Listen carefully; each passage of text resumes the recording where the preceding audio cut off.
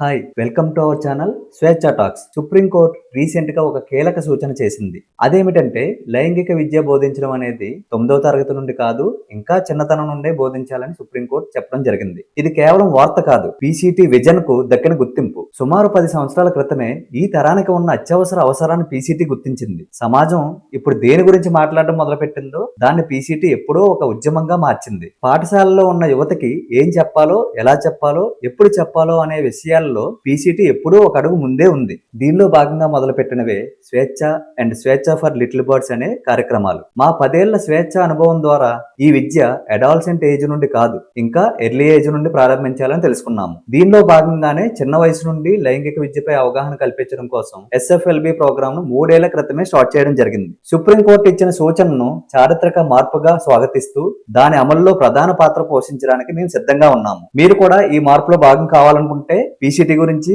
మరియు పీసీటీ నిర్వహిస్తున్న స్వేచ్ఛ అండ్ స్వేచ్ఛ ఫర్ లిటిల్ బర్డ్స్ ప్రోగ్రామ్ గురించి మరింత తెలుసుకోండి. పిల్లలంతా క్షేమంగా ధైర్యంగా ఉండే సమాజాన్ని సృష్టిద్దాం రండి.